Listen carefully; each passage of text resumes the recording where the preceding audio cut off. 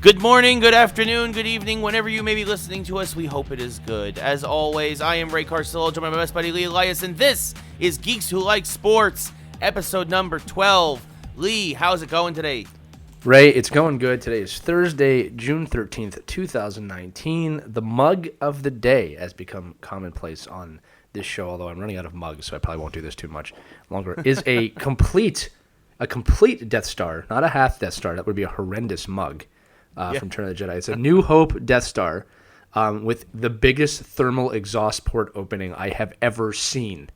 Yeah, that makes a lot of sense. Yeah. That makes a lot of sense that Luke could drop a proton torpedo down that exhaust port. It's about 12% of the entire mug. It's open. There is a T inside today. But yeah, the full Death Star mug. I'm holding it right now. I know you can't see it at home, but Ray can see it. It's pretty big. Yep. And I'm not drinking Kyber crystals. I'm drinking tea, which is kind of like Kyber crystals. If I thought long enough, I could come up with a metaphor, but I'm not going to do that. But yeah, things are good here. It was raining, but it's nice. It's Thursday. The NHL season ended last night. E3 is ending this week. Got a lot to talk about. Yes, a lot to talk about. Yes, and I for one, am exhausted because of E3. It has been a long, glorious week at the show. I have not actually been to the show too much around. I've been around the show, things outside the show, different events and whatnot. Because obviously I'm in comics now, so but I went to 8. Yeah, that's not an obvious thing. But obviously, I'm in comics now. You didn't say it with that accent. That's how I heard it. Yeah, but I went to 8 straight E3s. I'm a veteran of the E3 wars. You have a story for us from E3 today at some point. A story? You guys need a story? No, you have a story for us from E3. I said you're going to give us one today from this past E3. From this past E3. Are you that tired? Ladies and gentlemen, this is the thing. You are speaking to someone who came in second place in a professional gaming tournament. Oh yeah, I did that. How did you forget that? We talked about it for an hour yesterday. I know. That's the thing, though. You must be tired. Dude. I am exhausted. I mean, I don't usually get up. I get up early to do our podcast once a week. I've been up that early or earlier every day this week leading up to it. So that's why. To be fair, Ray is in Los Angeles, and it is about 7:30 in the morning there right now. Which, if you live in California, that's beyond bright and early. That's almost yesterday. Because people in Los Angeles get up pretty late in the day. But yes, Ray had a great time at E3 this week. He has a great story to tell us. But before we do the story, let's jump into some of the major titles. There's about 3 major games we kind of want to talk about. 2 of them a little in depth. One of them just to talk about because it was pretty cool. And then also Nintendo had some pretty interesting reveals with the future of the Switch. So whether you're a gaming fan or a comic fan, you want to listen to this because we're speaking about both. Because the gaming universe is canon with a lot of our favorite properties like Star Wars, Marvel, and some new stuff today that we're talking about. So, Ray, let's just jump into what was awesome. I think the first game that I want to talk about, being the Star Wars expert here on the podcast, you're an expert too. Again, guys, just so you know, when Ray was growing up, he had unbelievable amounts of Star Wars books and models in his basement. And I'm similar in a lot of ways, but Star Wars Fallen Order.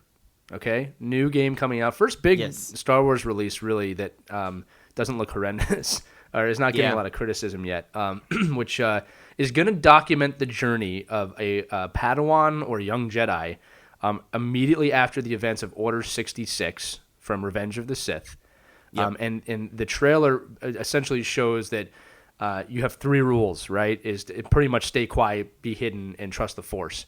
And it looks like his journey post-Order 66 kind of either to find his Jedi roots again or we don't know where the game is going. But the gameplay trailer looked unbelievable. The last time I saw a game that I was this excited for with Star Wars was The Force Unleashed, the first one. I'm not going to talk about the second one because that was a really bad game. It was just weird. All right. And I'm just really excited about it. Again, don't know much about where the story is going to go, but the game looks phenomenal. Yeah, no, it looks absolutely tremendous. It was the first game revealed of E3. Technically, it was revealed during EA Play, which was this past Saturday. Mm-hmm. And EA Play is technically separate from E3, but everybody in the industry, because they kind of lead right into each other, we call it like E3 Day -5. But it, it looks great. It takes place, Forrest Whitaker's character from Rogue One plays a big role in it. It looks like you guys team up with your Jedi character. They showed Force Push. They showed you throwing your saber, slowing down time, deflecting blaster bolts back at stormtroopers. I love the fact that, like, most stormtroopers, if they weren't wearing, like, a special kind of armor or something, it was one hit, one kill. You hit them with their lightsaber, and they just crumpled, and that was it. You felt powerful. It looked like you felt powerful. You have a new little droid buddy with you. Who gives you makes it a Star Wars game. Yeah. Yeah, it looked like gives you like back to tanks. It looks like when you need health. But yeah, it looks tremendous. It's an interesting era that it's being done in. There's no multiplayer. There's no online component to this. This is a single-player campaign. Yeah. Yeah. Imagine that, a Star Wars story game. I'll get back to that gripe in a minute. Please continue. Yes. And yeah, it's set to come out later this year. It's set to come out in November. It'll be on PlayStation 4, Xbox One, and PC. And yeah, I mean, it looks like this is the big game of the year for EA, because that's all they really showed at the show besides their typical smattering of sports games like Madden and FIFA. Yeah. So some of the things about this game that I'm really excited about. Okay, so they finally gave us a story again, which is, in my opinion, all right, essential for Disney. I'm sorry, Disney, for Star Wars games, which is also Disney, but essential for Star Wars games. Okay, you cannot keep putting Star Wars games out that are just online multiplayer only. Okay, I'm not against those games. All right, obviously I'm talking about Battlefront, correct? Yep. You know, great games in their own right, but the story of Star Wars is what makes me, specifically me, drawn to these games and the canon of that. And that is what I'm most excited about. It also deals with a really interesting time in the Star Wars universe, obviously between Revenge of the Sith and A New Hope. A time that we haven't really explored enough of yet. We just know it's a very dark time for the Jedi. There's a lot of great books out there about this time, about Darth Vader kind of becoming Darth Vader, but there's not many games that really dive into it. Now, we know that they're having success with the show Rebels and the things that they have done in this time period. People have jumped onto. It's also important to remember that, you know, when you look at the age groups, obviously you have the traditional Star Wars fan, but you're also having that kind of mid-20s, mid-30s fan like us that grew up on the original movies, but also watched the prequels. And this is a time period that really interests us. Whereas, you know, the younger fans may be interested more in the current movies that are coming out. J.J. Abrams, please save those if you're listening. But I'm really excited about this game. Again, you said it, that it seems a little bit smarter in the way they did it. In past games, you could hit someone with a lightsaber 5 times, and they would, you know, it's like fighting a normal CPU battle. It just didn't make sense. Also, I believe in the game footage, I did see some Inquisitors. And that's one of the smartest things that Star Wars did in their TV shows is, for those of you who don't watch, they added in a lot of kind of half force using bad guys called Sith Inquisitors that kind of they use lightsaber-esque weapons. They're not full Sith, or they're not full Jedi or anything like that. They're just force users. And the reason that was smart is because really nothing rivaled the lightsaber prior to them, right? Now you have some lightsaber-esque weapons. And they've kind of moved away from the Jedi and the Sith are the only people that use kyber crystals and lightsabers. Like, you know, in fact, they've explained in the movies that the Death Star beam is from a kyber crystal and a lightsaber, which makes a lot of sense. Anyway, I'm riffing on Star Wars. Very happy that they included a story in this. It's one that I'm going to want to follow. It's one that I think they're going to be able to develop a character into something else. Again, The Force Unleashed was the last time they did this, which also took place around the same time, just towards the end of it. That was more towards A New Hope, whereas this game is right after, it looks like, Revenge of the Sith, or within a year of it. I mean, I'm really excited for it. I'm glad that they kind of committed to it. I know they canceled that other game they were developing a few years ago that was 13. Yeah, which was at the same time period, I believe, but it was based around Boba Fett. Yep. And, you know, everybody was upset about that. If they cancel it, there's a reason for it. It probably wasn't that good, you know? Not even that good, or sometimes things just get mired in development hell, and at some point you have to cut your losses. I mean, it still is a business, and EA, more than any, you know, exemplify that. I mean, Lee, do you think that, you know, obviously this is post-Vader in terms of his inception, in terms of his creation. Do you think that the character in the game will cross paths with Vader? Or, I mean, at the very least, I'm sure they'll have to reference him. It's not like he's going to be living completely under a rock, but Go ahead. No, I was gonna say, do you think Vader will be a part of this game? Yeah, a lot of that depends on really when it takes place. So again, if I'm assuming this takes place within the first year of Revenge of the Sith. Okay, and if that's true, Vader's going through a lot of stuff right now. So he again, if you read the canon on Vader, the first year he's Vader, there's a lot of Anakin still in him. All right, and he's kind of battling to get that out. I think that would be a very interesting aspect of this if the main character, who was either a young Jedi or is a Jedi, kind of encounters that of like, where's Anakin, right? Because because they do have to reference like Anakin Skywalker is gone, Obi-Wan Kenobi is gone, the Jedi are gone, we don't know where they are, and all of a sudden Darth Vader shows up.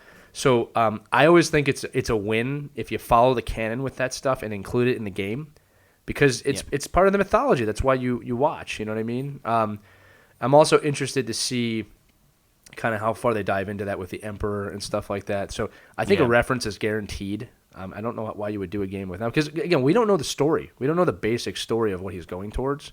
No, but Star Wars, EA, they typically do a pretty good job of leading you somewhere that you're familiar with. My guess is this is going to lead to a second game.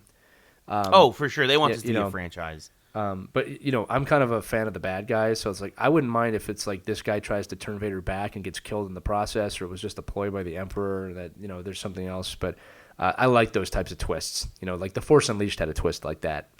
Yes. And the end of the game ended up revealing that you had a much larger, your character has a much larger place in the universe than people realize, and they did it in a really good way that it made sense, but you didn't feel like, well, why didn't we know who this person was the whole time? You know what I mean? And then unfortunately they all mucked it up in the second game. It was so. Just for those of you who haven't played The Force Unleashed, the first one, again, phenomenal. Storyline was phenomenal. The second one was like, okay, let's use the same engine, bring this guy back. I won't give any spoilers, and then just raise the stakes. It made absolutely no sense. Like all of a sudden there were other people. It seemed like there was a million Sith Lords. It was just dumb. All right, but that was a cash grab, and they got a lot of people, but. This game looks interesting. Obviously, the animation's unbelievable. We can't even say graphic effects anymore. It's just beyond that now. And it's exciting. But, again, Star Wars is phenomenal. I love Star Wars. I'm looking forward to this game. As more details emerge, we'll share them. The other game that really stuck out to me, and this one was I haven't seen anything like this before, and I'll tell you why, was Avengers A-Day. Okay, so for those of you who might not have seen the trailer, the very brief synopsis is, the Avengers and love, all the main characters from the movies, but not the movie people. Okay, this is separate from the movies in a way. Are fighting an unknown enemy in San Francisco. They've unveiled a new helicarrier, and they're fighting this enemy. And then you realize it's a ploy, and they pretty much destroy San Francisco. That's what I got from there. And then the world blames the Avengers for it. All right, so pretty cool twist in the trailer. I liked the build up to it. So. What happened is this. This is what's funny about it. The animated Avengers clearly do not resemble the film Avengers, but the aura of the Avengers do.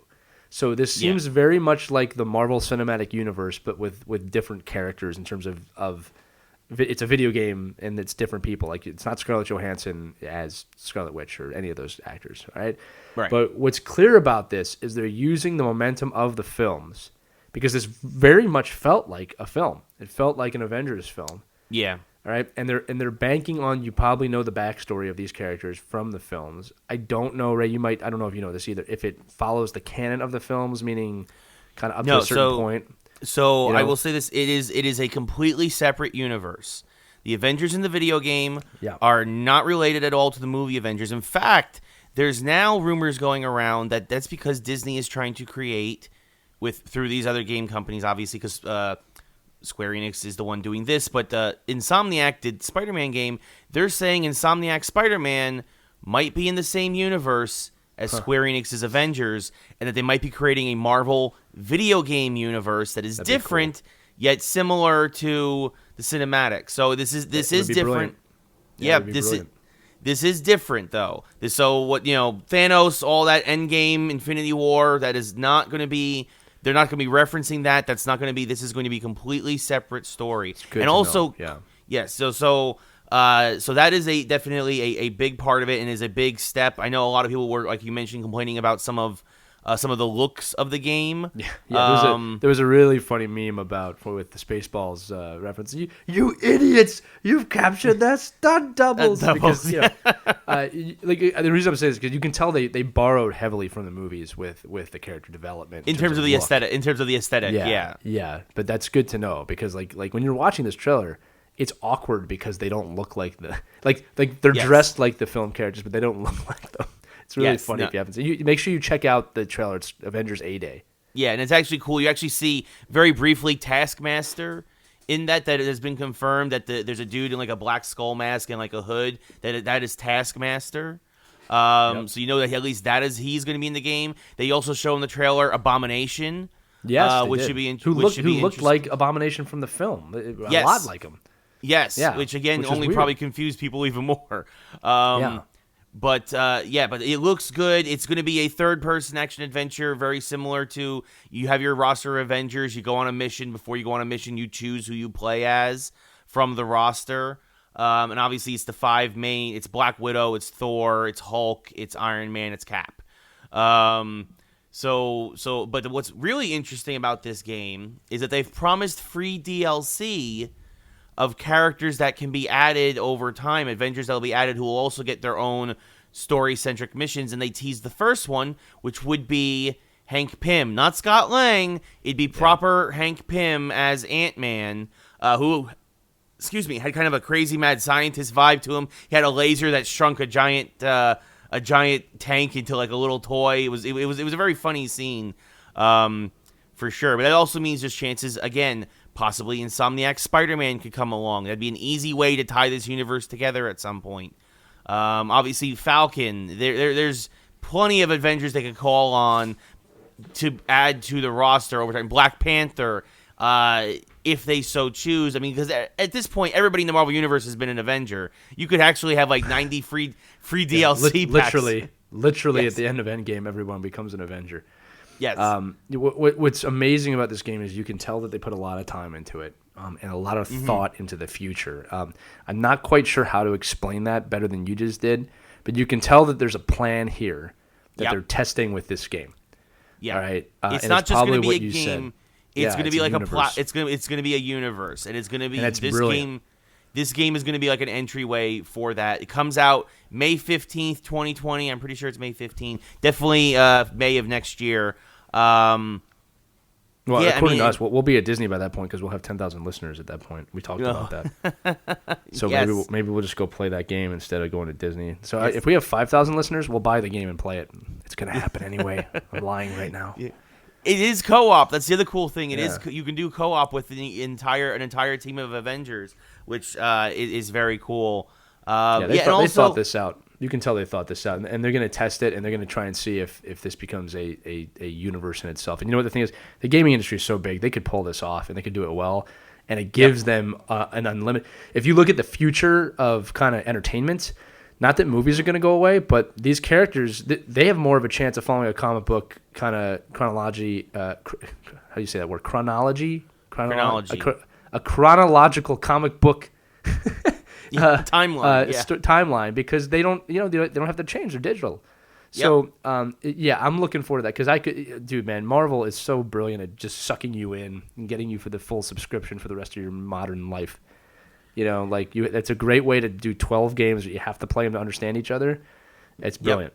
Yeah, I mean, and that's the thing. If you get all these different developers to work together, you could very easily have 3 or 4 developers working on 3 or 4 games at the same time and roll one out every 6 months or something. Easily. So I mean, it's just how much does Disney want to spend and invest in this? And also, by the way, credit to them for they basically have the Avengers voice cast for this in terms of Nolan North is Iron Man, Troy Baker is Bruce Banner / Hulk, Travis Willingham is Thor. Laura Bailey is Black Widow. Like, you basically have, like, the most prolific voice actors working currently today in video games as your team of Avengers. So that's going to be something great to see. I mean, of course, Nolan North, probably a lot of people actually see him more as Deadpool.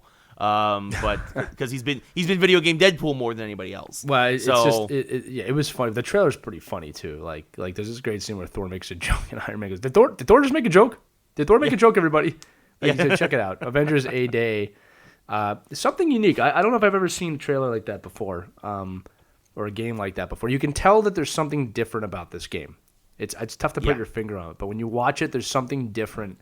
Like you already feel invested in the game, which is not something like I said. Even with Fallen Order, like I'm not invested in the game. I just want to play it. This game, you feel like, I kind of know these characters. I feel like I need to figure out what's going on. So, like you said earlier, Lee, they're capitalizing on big time. the movie audience and going for that feel, but it's going to be something completely different. It's going to be its own universe.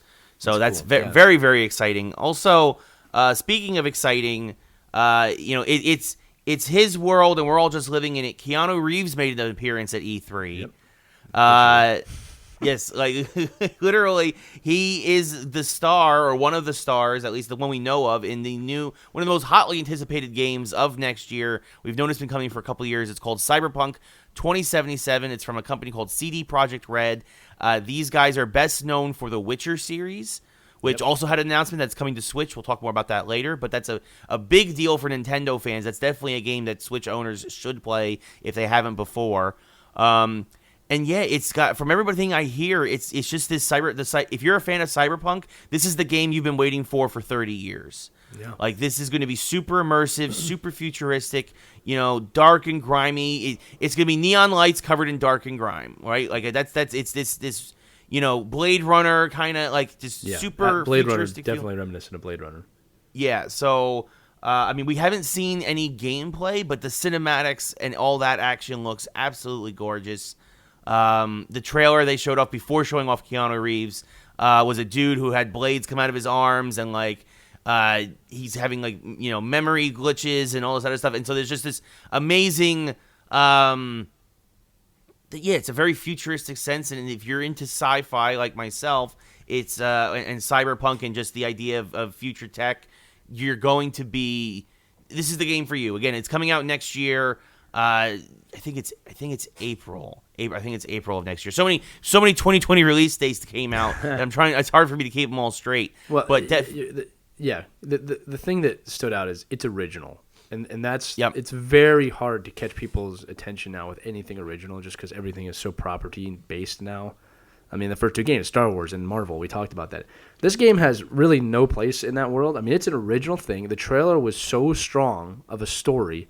You want to know what happens. There's this huge reveal of Keanu Reeves at the end, and he looks badass. I mean, just looks like you want to grab the "come with me if you want to live" situation. Yes, which exactly. is literally what he says, pretty much. All right, just in his own way. And it's just awesome looking. The game just looks awesome. It's a story that looks enthralling. Blade Runner is exactly the feel I got from it when I saw it. I mean, exactly the feel. I mean, but you here's the thing. Do yourself and check out the trailer for this game, Cyberpunk 2077. It's worth, I think it's only 3 or 4 minutes long. It's worth watching because it creates a story. It also has kind of a Breaking Bad vibe to it. Like, you can tell that like there's some sort of underworld trading going on here that people don't understand, that we don't know what that is. Sorry, my phone rang there if you guys heard that on the podcast. But it looks really good. We don't want to spend too much time on it because we don't know enough about it. But check out the trailer. Yeah. It's dark. It's awesome. I like your description. Neon lights covered in grime. That's pretty much a fair description of it. But that was amazing. And then the other E3 thing, Ray, is Nintendo really kind of took a step up with the Switch, which we've been waiting for because the Switch is a really great system. Yep. Not enough people give it credit. I mean, it's really done it. And we've been discussing, you and I, for years now, of when are they going to start releasing some more mainstream games on this thing? Yes, because it's that good, and it was a surprise. I hate saying this, but it was a surprise success. And that's the thing with Nintendo is you never know if it's going to fail or be a success, but they always come back. All right, they're like Bennington. Day after a loss, they come back and win. Yeah. And they've been winning big with the Switch. But why don't you just run us through like your highlights of the Nintendo E3 kind of reveals? Yeah, I mean, like I mentioned Witcher 3 before. They're getting other ports for games like Resident Evil 5, Resident Evil 6, again, trying to get that mature audience into the system as well. So by taking some great classic games, Doom Eternal is, of course, coming from Bethesda, is also coming to the Switch. It might launch a little later than for the other systems, but it will be there. So you're getting definitely that more adult push now from Nintendo. Yeah. Smart. And just to kind of mention this, I was talking to somebody online. You're starting to see Sony and Microsoft are preparing for a generational transition, PS5 and Xbox Scarlet, which was also announced. So that you're starting to see a little bit of them kind of pump the brakes on software. Nintendo, they are in the midst of their generation with the Switch. Like they are playing, they are on they are walking to their own beat, right? Their beat of their own. They always walk to a beat of a different drummer. They are definitely doing that here. So now for them, this is great because while those companies are winding down, they're ramping up, and we saw that with this E3. Luigi's Mansion 3 was shown off. Looks absolutely phenomenal. Tons of fun. It's basically Ghostbusters for kids. It is. You have your. It's called the Poltergust GT, I think, or G0. It's got a proton pack on. This can't call it a proton pack. Yes, exactly. Right. So what did you do, Luigi? Yeah. To me, when Luigi. Mario asks if you're a god, you say yes. No, it's Mario. Mario, I don't want to go into the hotel, Mario. It's all got all the ghosts. I don't like it. But just a quick disclaimer: Ray is Italian, so he's allowed to do that. Yeah. Don't give us any. Don't be soft. Yeah, he's allowed to do it. Yeah. But yeah, so that game looks great. We got a new Contra was announced from Konami. Yeah. That was a shock coming to the Switch. God bless Konami sticking around. Somehow, after saying they were going to fold up shop and just stick to slot machines, they still keep putting out like a game a year. So that was a surprise. Astral Chain, which I'm extremely curious about. It's a new property coming out in August. And it's kind of, again, got that cyberpunk futuristic feel, people and machines coming together. People who need to basically become part machine to help protect the people remaining. It's got a really interesting vibe, but obviously it's got that anime twist, almost like an Alita feel in some aspects from what I had seen. So I'm very curious to see what's going on with that. Obviously, Pokemon Sword and Shield's coming out in November, which is a big thing. They showed off some new Pokemon.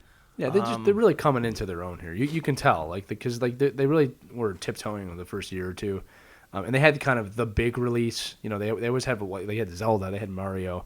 Obviously, a lot of Zelda games are coming too. We'll talk about that in a second. But yes, really taking a step, like you said, kind of into the arena now. Like, hey, look, we're doing this. It's going to be interesting because the beauty of the Switch, for those of you who don't have one, is obviously you can go from their television to the handheld unit. Which is something that was somehow overlooked by Xbox and PlayStation as an amazing must-have. Okay, like the best part of having a Switch in my house is it's just portable, and I can go with it in our plane, or I can play it on my TV, and it's just the convenience of it. And Xbox and PlayStation are going to have to respond to that sometime in the future, somehow. I know they've been working on something with that, but. Nintendo really has come back. I mean, they're back full force. It's unbelievable. I mean, there was a time there I thought they were going to die, and I was really upset about it. And they've completely rebounded, and they're back on the up to bat again. Yeah, I mean, it just shows all it takes is really just one great idea. I mean, the Wii U was a disaster, but they turned a corner. They took their lessons they learned from the Wii U, and they implemented it into this new system, and it's been absolutely stellar. I mean, and again, there's just so many games that they've got coming out. No More Heroes 3, a proper No More Heroes, which of course has kind of become like a cult classic darling, that series from Suda51. And Zelda, Lee, you mentioned it. We have 3 Zelda games were talked about in this press conference. The first actually comes out. I just realized the first comes out today while we're recording this. It just went live. Cadence of Hyrule is live now. Oh my god! I gotta go. Lee, I gotta go turn on my Switch. Are you excited? Ray, come back, Ray. Ray, we have to finish the podcast, Ray. I'm sorry. I'm turning on my Switch now. I'm sorry. I forgot. Cadence of Hyrule is out today. It's if you've played a game called Crypt of the Necrodancer. It's kind of which is a dungeon crawler, but you do more damage. And your enemies are weaker when you attack during the beat of the music. So they've taken the classic Zelda music and they've put Link, and it's the same thing. It's the idea that Link can do more damage if he attacks to the beat. That's nuts. It's not a game set in the timeline. It's just a separate thing. But what a great concept! Wait, what timeline? Zelda has no timeline. Zelda has 3 timelines. It has 25 million timelines. It's whatever you want. No, yeah. They did So- establish that to raise credit, but yes. Yeah. So I mean, so that's a great game. And also we got Link's Awakening is coming out later this year. A remake, a completely rebuilt, ground up game. And I had heard, and I'm not surprised that Nintendo was working on a wholly proper new Zelda game. And I heard rumors that it was going to take place between Link's Awakening and Oracle of Seasons and Ages in terms of the timeline. And that's part of the reason why they were doing Link's Awakening, was to remind people and make certain things fresh in your mind about certain aspects of that game that were somehow going to play into this. So that's like the Link to the Past storyline. But what's great is that they teased us not with a thing that's a sequel to Link's Awakening, but they teased us at the end to a sequel to Breath of the Wild. Yes, they did announce that. Yeah, Well, so I mean, excuse me. They teased it. Link and Zelda working side by side. Some sort of demonic-looking witch was there, being infected by Ganon's evil energy. We didn't really get much more than that, besides obviously that classic aesthetic that they established in that game. But I mean, the fact that they're already talking about a Breath of the Wild 2 means that they're probably further in development than we think. That they're probably going to use much of the same Hyrule that they had in the first game, which is why it's being developed so quickly. This is fun. It deserves a second game. You build a map that big, you should be able to use it more than once. Yeah, and for those of you who haven't played that game, it is forgive the pun, but it's breathtaking. It's unbelievable, the universe they've created with Hyrule in that game. Yeah, no, it's Not absolutely to mention the time travel. It's tremendous, and for that, so I would guess that if they teased it now, probably I would say next Christmas, holiday 2020. That'd be smart. Well, yeah. I mean, because they're going to give people a chance to play Breath of the Wild again. I know a couple of my friends have actually just beaten it, and it's been out for a while. It's a long game, but it's fun to play. I mean, you can really immerse yourself in that world if you have time. But yeah, look, Nintendo is just listen. The same thing with Zelda. I would say, and it's like when you hit a winner, man, triple down, and they did. Here's a bunch of new Zelda games for you to play, and Zelda never lets you down. Really, I mean, there hasn't been a really bad Zelda game in a long time, except for maybe Majora's Mask, which a lot of people don't hate. Some people love that game. Yeah, I personally don't. It's not my. It's not 15, my favorite. 20 years ago we're talking, right? Like, I mean, it's old now. Jeez, I'm talking like, it's kind of recent. It's not. It came out in 2000. They did re-release it on 3DS a few years ago, but I'm not a look. I'm gonna put it out there because I put this on Twitter. Had a lot of blowback. Not a big Majora's Mask guy. It's fine. There's been 18. All right, let's just be honest. It's a timed game. If you mess up, you just wander around till the world dies. All right. The other thing too is it's Ocarina of Time's world with a different storyline, and Ocarina of Time it's untouchable. Yeah, it was. Depending on where you are. It was such a lesser version of Ocarina. Like, you had less dungeons, you had less interesting characters. The time gimmick, like, I agree with you. I absolutely hated the time gimmick. That was horrible. Yeah. Yeah. Again, I don't know why, but some people really, really love it, and that's great that you do. Yeah, good for you. Just not for me and Lee. Ray doesn't. Yeah. Just a side note, just a little nostalgia here. What I remember about Ocarina of Time was it was easily the heaviest cartridge I had ever held in my life. Yeah. When we still had cartridges. Like that was a huge cartridge. I mean, so towards the end of Nintendo 64's lifestyle, where they were really life cycle, when they were really pushing the technology, the cartridges got super duper heavy. I mean, it was really funny. Like there's some weight to it. They're adding chips to try and maximize the memory. Yeah, man. We did you buy a add-on to your 64. I still have my 64. It works. I love that. Great system in an awkward time. Yes. It's not the system. It's not the system we needed. It's the one we deserved, though. Yeah. So again, E3 as a whole, success. Ray was there. Ray, let's quickly talk about the sports tournament. I'm sorry, the actual sports, the sports tournament, the NHL final and the NBA final. Really briefly, sports is going to be a little brief this week in this episode, mainly just because they're coming to an end. And I want to include Ray's story from E3 in this because it is kind of a sports story, and it will also lead us into our mashup this week, which is pretty awesome. Yes, Deadpool is disqualified from the mashup. It's becoming a theme here, but you'll have to sit around and listen to what it is. So last night, as we speak, today's Thursday, last night, the St. Louis Blues won the Stanley Cup for the first time in their history, born in 1967, have been around longer than anybody else that has not won a cup. Congratulations to the St. Louis Blues and their fans. I know there's a lot of people that don't like their fan base just because of that, the way they treat everybody. But hey, listen, you wait that long for a cup, you deserve it. Good for them. Defeated the Boston Bruins, who honestly had a good first period and remained flat the rest of the game. And I'll just sum it up like this. When I was watching the third period, when it was still within reach, I saw one team that was willing to literally die to win, and I am not exaggerating that. The St. Louis Blues looked like they would kill someone or be killed to win that cup. And I did not see that out of the Boston Bruins in the third period. And that's the difference in the Game 7. And they ended up winning the game 4-1. They took the cup. We got to see Brad Marchand cry, which is, if you're a hater of the Boston Bruins, is a wonderful sight. If you're a hockey fan like me, you kind of feel for the guy because he really does die for his team as much as possible. He also had a career season, to be fair.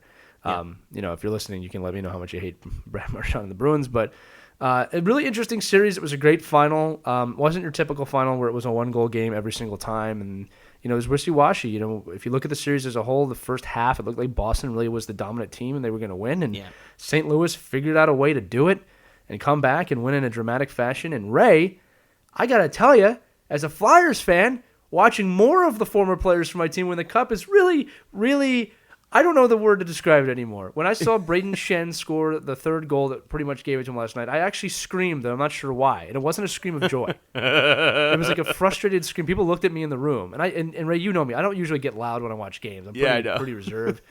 I'm the loud frustrated. Yeah, they're interim, if you can believe that. He's still interim. Their interim head coach, Craig Berube, played for the Flyers, coached the Flyers. Braden Shen, Michael Delzato, who you and I both have ties to from the Rangers to the Flyers, all cup winners. Not my freaking team. They can't win with the Flyers or the Rangers, but they can win with the Blues, a team that's never won a cup before. Ever. But congratulations to St. Louis. Honestly, I'm happy for them. I was like, I don't really care who wins, even if the Flyers lost. I'm happy to see the competition as long as it's good. I mean, I'd be devastated. I was in 2010, 1997, but we don't have to talk about that. But anyway, good for the Blues. Great work. You deserve it. You earned it. You did it in an unconventional way. You played super physical. You were bonded. You had a huge why for your city. Special note here, Ray. St. Louis, first time in sports history. This is true because I looked it up, okay? So typically during a final, when your team is on the road, they will open up their ice rink to, show the game. Right. So the Enterprise Center, it's not Enterprise Arena because that makes too much sense. The Enterprise Center opened up their doors, and they had 20,000 people in the building to watch the game. Busch Stadium also opened up their doors and filled the baseball stadium. So in my knowledge, that's the first time a crosstown sports team, it's the first time any city has ever opened up a second stadium to watch a game. And they filled Busch Stadium with people to watch the game. That's another 50,000 people. Yeah, when you think about it, that should tell you how much this means to the city of St. Louis. Because, again, I don't think people realize. St. Louis is really more known as a baseball town for obvious reasons. Okay, yep. They have one of the most storied baseball teams in history. But that was pretty cool. That shows you how much the city was craving a championship. I was just in St. Louis last summer. We do a show on another channel called Your Hockey Team Sucks, and we did an episode about the St. Louis Blues. And, none of them thought they were this close. You get the first rookie goaltender to win 16 games in the playoffs. Yep. Which, when you think about it, takes 16 games to win the cup, which is pretty unbelievable that no one's done that yet. But when you look at league history, I guess it kind of makes sense. But really, phenomenal for that city. I'm happy for them. They treated me really well when I was out there. It's nice to see a team that's never won before win. Yes. And again, this is a team that was in last place in the league on January 1st. Yeah. Okay. And they've just won the Stanley Cup. An amazing sports story. And congratulations to the Blues. Yes, congratulations to the Blues. Lee, as you mentioned, it was a crazy series. It was a series where momentum meant nothing. Each team traded games just as quickly and easily as they traded goals. There was some games, a lot of games were decided by 3 or 4 goals, but it never felt like any team actually took control of the series until the very end. And then obviously like you said, the Blues just came out last night like a house on fire, they were like, "This is ours. We're taking this." Yeah. Like they did, and they went up 2-0 by the end of the first. Yep. And like just what you said, it's like there were. The momentum shifts in the series were really that's what was mind-boggling to me. Like typically when a team wins. Like Boston won a game 7-2. Yeah. And like I said, I'm always one who says like, the score doesn't really matter, but like you're getting killed like that. I mean, it's amazing. And they did that in another game too. They really beat up the Blues. Yeah. And the thing is, found most of the time, way. you can build on. Most of the time, you can at least build on that. But the next game, the Blues win. They won 3-2 after they lost 7-2, and then they won 3 last games night in Boston. Yeah, they won. That's the really crazy thing is they dropped 2 of 3 in St. Louis, but they won 3 of 4 in Boston. Like, I mean, you don't usually see. I mean, obviously, yes, the road team wins sometimes in hockey, but in a playoff series, you don't have as many. It's rare to see that many road wins from the 2 teams. Here's one of the things that now this is like when I come in as a sports guy, right? Like after Game 6, I started seeing all these stats about Tuukka Rask and like what he does in Game 7s and what the Bruins do in Game 7s, and it was a very, from what I saw on my news feed, pro Boston, and I kept telling people. And I don't like to make predictions, but I was like, listen, they don't matter. Nothing matters in a Game 7. Okay? And we're also forgetting, if you want to do stats, you're forgetting Binnington's record and the bounce back of a loss. Like, you got to throw stats outside the window. If you look at this series as a whole, we can talk about this with the NBA in a minute. Okay? If you look at this series as a whole, okay, nothing statistical made any sense in this series. Okay? No. The stats of like road wins, or like the team who wins the first game, all of that out the window. Team that wins the first game usually wins the cup. Didn't happen this year. Team that wins on the wins at home didn't happen this year. All right, Everything was uncharacteristic. The score lines, winning on the road. Keep in mind, Boston won 3 games on the road. Boston won 2 games on the road. Yeah, the road team was 5-2 in this series. Yeah, I've never seen that. I have never seen that. They had Charles Barkley on between I think one of the intermissions. And he was talking about like the difference between a home crowd and an away crowd, and he was saying about like in the away games, your superstars really got to lead the team, and they kind of did that last time. But it's like there's nothing characteristic about this series, and I really hope people enjoyed it because it was a special kind of not for the fans of the East Coast, like for you, me, Rangers, Flyers, Devils. I mean, it's a miserable season. Yeah. Okay, but but as an NHL season, this was pretty cool. I mean, it was cool to see. You got some really amazing storylines leading into the playoffs. Again, every number 1 seed eliminated in the first round. Never happened before. Team that went from worst to first. I don't know if that's ever happened in the modern era like it has. You have the Carolina Hurricanes. You have sweeps all over the place. You have the worst reffing in the history of in the playoffs. I mean, there's so many storylines. They make my job as an NHL guy somewhat easy. But really, what a great playoff series. I think we'll look back on this one as, one to remember.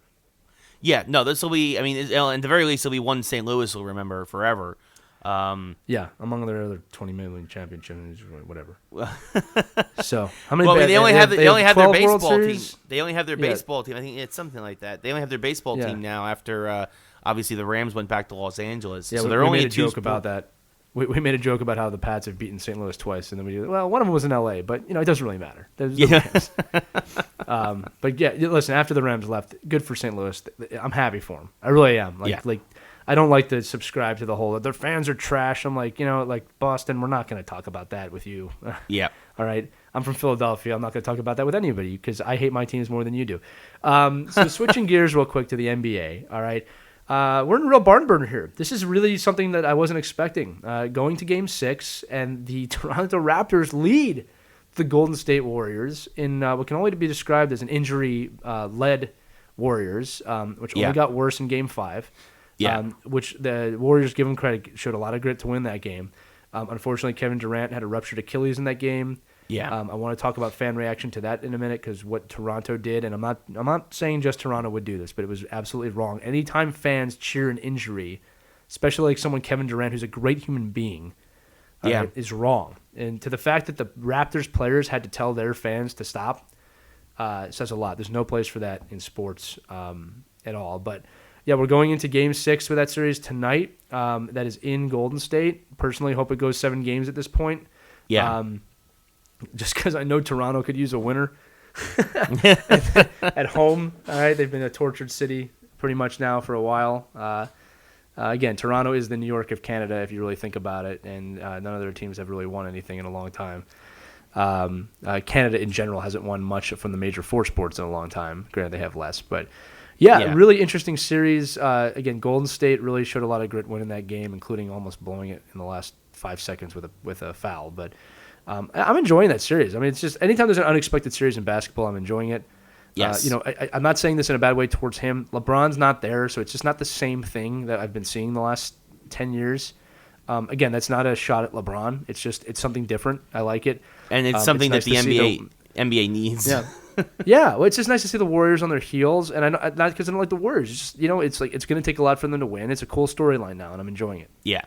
No, as you mentioned, I mean, Kevin Durant came out. He had 11 points in like a quarter and a half. I think he was 4. I think he might have been 4 for 4 when he busted when he just crumpled, and you knew immediately that he probably really wasn't 100%, but he was trying to Willis Reed it like for the Knicks. Yeah, like, and it just he did his job. I mean, he did his job. They won the game. Oh yeah, they fed off yeah. that. They fed off that. Yeah. And unfortunately, they're still down 3-2, and you wonder. I mean, we've seen crazier things happen though. We've seen players see something like that and then rally. Oh yeah. I mean, and there's still 100%. Clay and Steph and Iguodala. There's still Draymond Green. There's still a lot of talent on Golden State. So to really say that, excuse. To say that KD's injury means for sure they're done, it doesn't. They're at home tonight in Game 6. Like I said, we and Lee said we were recording this on Thursday the 13th, so Game 6 hasn't happened yet. You don't know what can happen. Not to say that obviously Kawhi Leonard is actually playing lights out. He's playing the best basketball of his career. He's the best player in the league right now. Yes, easily. He is willing this team to win. Does he have one more in him? That's the real question. And it's going to be really interesting to see. It's going to be fun to watch. Like you mentioned, the Warriors, they almost collapsed again in the fourth quarter. That happened in Game 5 where they were up at halftime. They came out lackluster, and then Toronto went on a run. Same thing happened here. This time they were kind of able to hold them off. They were able to make a couple of clutch threes there because Toronto did take a lead back in the last couple of minutes. I think Toronto was up 103-100, and then Golden State came back, sank a couple of threes, made it 106-103. Toronto got another bucket. It was 106-105, and then Leonard, to his credit, he got double teamed. He made a nice pass. Last second three didn't go. Otherwise, we'd be talking about the Toronto Raptors as your 2018-2019 champions. Before the St. Louis Blues, it's very rare. I'm not sure if it's ever happened where the NBA season's actually ended prior to the NHL season. It just seems every year we get really close. Yeah, like this was a chance the NBA season could have ended before the NHL. Yeah, which it starts about 2 weeks later. So it's that's just an enigma. That's a geek thing for me. It's like a race. But yeah, look, great game. Wishing both teams the best of luck tonight. I mean, I'm really enjoying that series. It's fun basketball to watch, which the NBA desperately needed. And like I said, Kevin Durant, who ruptured his Achilles. I mean, just a sorry sight to see. I mean, and if you guys have seen the highlight, I mean, he literally stops playing. Like he turns the ball over. I mean, just drops the ball. He didn't even care. Yeah, because he knew what happened, and he had surgery. I believe yesterday. Came out of it. Yes. Looks like he's going to be okay, but he's out for an entire season. He won't be back till 2020. And we wish him the best of luck, and really all athletes that get injured. We don't ever like to see athletes get injured. Yeah. I mean, even the ones we don't like. Yeah. What'll really be interesting to see is if Durant, now that he's going to be a free agent, if somebody takes a risk and signs him to like a 2 or 3 year deal, and because and if they can get less money for him, because you don't know how he'll be post Achilles. Yeah. Or does a tough injury. Yeah, or does he sit for an entire year and not make any money and not sign a contract and just maybe do commercials or something until he's fully healed? Like, it's going to be very interesting to see what happens this free agency period in regards to Durant, to see if anybody takes a flyer on him. Not a flyer. I mean, you're going to have the best. You have one of the best players in the world, but you don't know how a guy will come back from an injury like this, especially in basketball. Like, so. Yeah, well, I'm sure they'll check with the doctors before they do it. But yeah, you're 100% right. You just never know. I mean, Carson Wentz is a great example of that. He had a tough season last year in the NFL. Now he's just got signed to one of the biggest contracts ever. Yeah. Because of who he is. Transitioning out of this just a little bit. So we will be talking more and more baseball as the summer goes on. There really wasn't time for it today with both of these series coming to an end. And there's really not much to talk about in baseball right now, for at least from our standpoint. I mean, when we get to the dog days, we'll probably have more. The sports segment of Geeks Who Like Sports, we'll have to figure out some things. Make sure you comment or send us an email of any sports topics you want us to talk about at geekswhoLikeSports@gmail.com. But let's transition to our mashup for the week, because it's kind of good here. So really quickly, Ray, I want you to tell the people the story of this gaming tournament you played in, and listen up, because this is hilarious. Yes, so there was a Shaq News, who's a website who, of course, covers games. They did a tournament over 30 and up.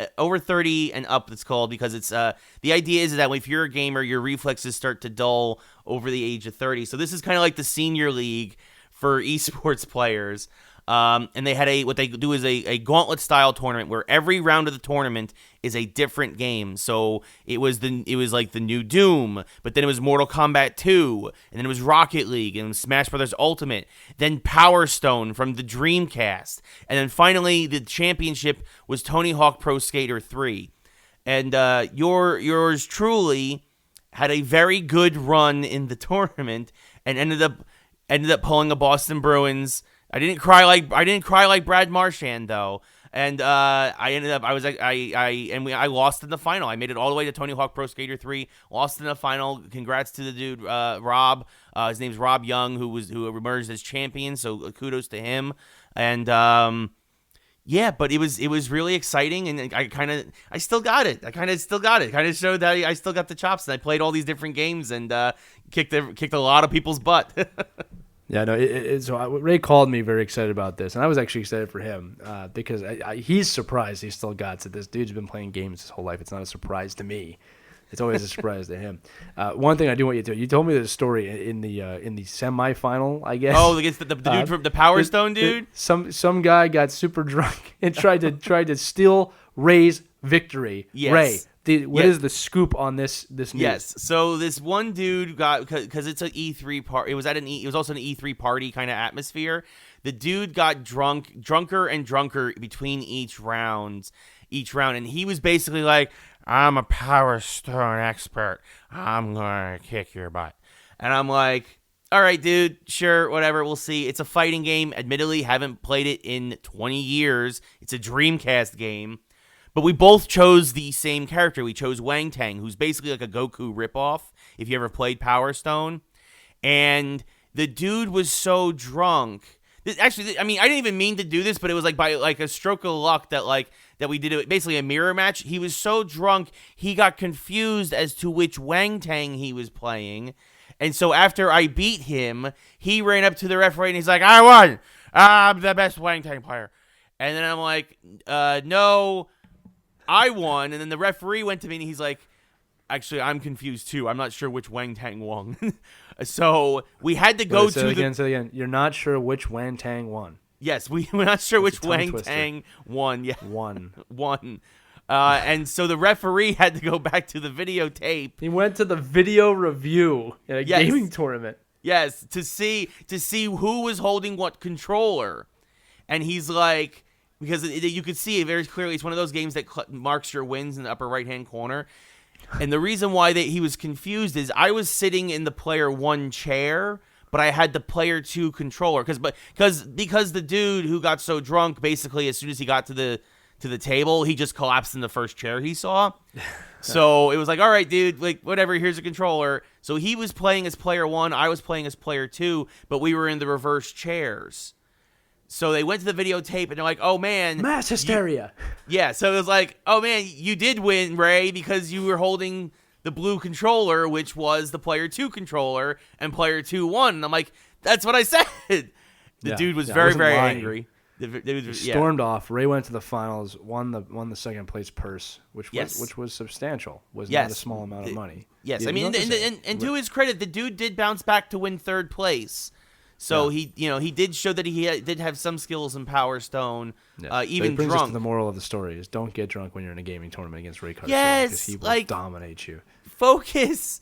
You need focus. This was a competition, especially 64 players. There was a pot. It was split amongst the top 3 players. There's money on the line. Ray, you are more of an athlete than you know. But hearing this conversation, because that is a hilarious story. Okay, Ray ends up winning second. It made us think. Okay, for the mashup, which geek, by geek we mean comic books, video games, anything in the geek world, character, would you want to team up with in a gaming tournament? And you can't pick Deadpool. Because that is the most natural choice, of course. He gets Deadpool is becoming, obviously, in Geeks Elite Sports, he's becoming the obvious choice for every scenario. We'll have to think of a mashup where it's like he's the obvious not choice. But, yes. Ray, if you had to play games with one person, Geek Universe, I'm trying to think who it would be. Because there's a lot of people you wouldn't want to play with. Like, you wouldn't want to play with Hulk or Wolverine. I mean, they just get mad and destroy someone. No, well, that's what I was going to say is I think I would go Batman because of how strategic he is. He's brooding, though. Come on. Yes, but come on. I want to win. Ray, where is the start button? I cannot find the start button, Ray. This Batman is a super knows where the stupid start device. Button is. He knows where the start button is. He would make his own controller. Exactly. He'd have a bat controller ready to go. Like, I think that Batman. They're all power-up buttons. Yes, I think that Batman, in terms of, if we're talking like a tournament, Batman is the guy you want on your side because he's until the opposing team passes him a little note, he opens the paper and all it says inside is Martha. And you're done. Why did you write that name? Dun, dun, dun, dun, dun, dun, dun, dun, dun. Over. I'm standing by my choice. At least go Nightwing, not Batman. Nightwing would be more fun to play with. He would be a lot more fun to play with. I mean, and he's got that strategy aspect too, or maybe like a Tim. Actually, you know who would be better in the Bat family? Tim Drake. Yeah, that's what I'm saying. Pick one of the Robins, man. All right, fine. I'll go Tim Drake. I'll go Tim Batman Drake. Play video games. Can you see Batman playing with a little controller there? His cape. It just looks. I could see Tim Drake. I could see Robin do it.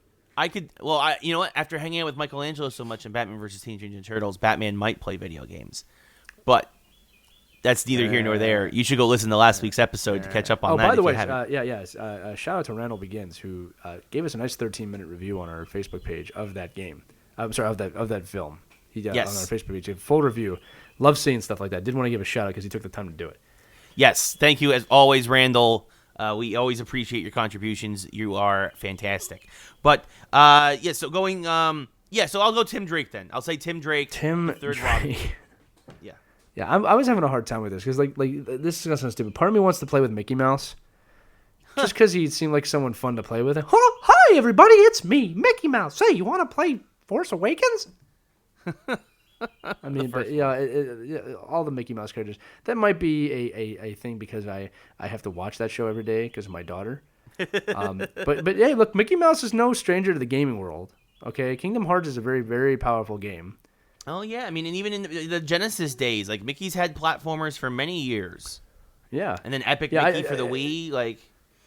Yeah, I think I want to play with someone who has a sense of humor. I mean, I really think Iron Man would be someone to play with. He'd have fun time with it. I could see me doing that, or Spider-Man. I hate being cliche with some of these things, but like Peter Parker would be a fun guy to play with. You know what I mean? Yeah. There's almost. I mean, Shazam maybe. Shazam might be someone to play with. Maybe he's got the spirit of a kid, basically, because I mean, he is a kid, like so. You know, I think he played video games in the movie, but yeah. You got to be careful. He might try and cheat with those electrical powers. But that's the whole point. No, just kidding. He's on your team. If he's on your team, yes. Yeah, I mean, aside from that, I just try to think of playful people I'd enjoy with, because strategy is in the eye of the beholder. I'm trying not to use too many superpowers. Like, I couldn't play with Vision or something like that. He would just annoy the hell out of me. Same thing with Thor. He was like, but what is the purpose of the game? Like, that's not the point. Why do you play these silly games? I don't think I could deal with any of that. Yeah. Black Widow might be fun to play with. I mean, okay, let's be honest. I'm thinking Scarlett Johansson. Yes. Yeah. You're thinking something else. You're thinking of her playing with a different joystick, my friend. Oh, whoa, that is below the belt, literally and figuratively. That is not where I was going with that. I'm sorry. I couldn't. Wow. We can cut it out. It's okay. I know. No, we're not cutting it out. We're going to keep that. Witness what Ray has said and feel it. Sorry, that was terrible, and I'm sorry. It's okay. We can move on. Does Marty McFly count? Yes. Back to the Future is a geek thing. I kind of want to meet him. I mean, like, again, like, it was one of my favorite. It probably is my favorite movie growing up. I could play video games with Marty McFly if he shows up on time. Slacker. But, obviously, we can keep going here. As always with the mashup, we want to know who your picks are for this. Yes. So, make sure that you go on the Facebook page or make sure that you email us, geekswholikesport@gmail.com, and let us know. But the question is, who from the comic geek universe, so you can pick video game characters, you can pick comic characters, movie characters, anybody, would you want to play a game with? Because I could see playing Super Smash Brothers with a lot of these people. That would be great. What I mean? Get a bunch of them all together in like an 8-player match. Yeah, I for some reason I'm thinking that scene in Age of Ultron where they're all together drinking, trying to pick up the hammer. That seems like what that would be like. Yes. It's not a Mario party, more of a Thor hammer party. But yeah, Mjolnir, rest in peace. Well, I guess Mjolnir's back now. Never mind. Well, it's in a different universe. It's in a different universe. Yeah, blah blah blah. I can't wait for them to fix that up. But yeah, I think my picks would be Spider-Man or Iron Man. I would love playing video games with those guys just because they make me laugh.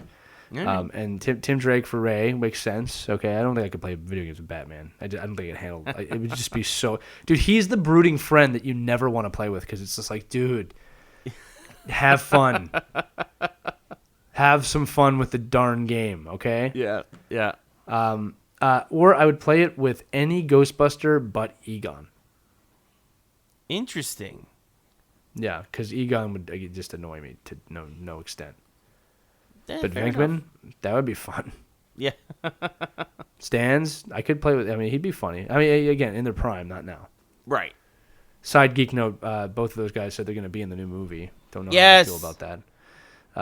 As long as they write something worth watching. Yep. But so next week on Geeks Like Sports, because we are completely out of time once again, we're going to talk a little bit more about X-Men: Dark Phoenix, which I had the pleasure or displeasure of seeing last week. E3 overtook it this week, but we want to talk about the X-Men universe, where that's going, among other geek things that are probably going to come up. We'll follow up on the NBA. We'll know who the champion is at that point. Look into baseball kind of for the first time this year to see where that's going. Yeah. And the NFL season's not as far away as it sounds at this point. I mean, we're only a few months away from that. So stuff will be heating up with that soon, and we'll have another great matchup, as we always do here on Geeks Who Like Sports. But I'm going to throw it to you, Ray, to close it out because you do that so much better than me. Ray. So thank you, Lee. Thank you, everybody who's listening. Be sure to subscribe on iTunes and on SoundCloud and leave us some fantastic reviews. You can also comment, of course, on SoundCloud or comment on the Facebook group. Join Geeks Who Like Sports. Just search us on Facebook. And, of course, we should mention we've been early the past couple of weeks. We were early a little bit last week. We're going to be early a little bit this week. We might be a little late next week. We've got some life things going on, which happens. But we will be back next week sometime. Might be like a Sunday or a Monday. But we will be back with sooner than you think with more Geeks Who Like Sports. For Lee, I'm Ray. We will see you next time. Thank you so much for listening.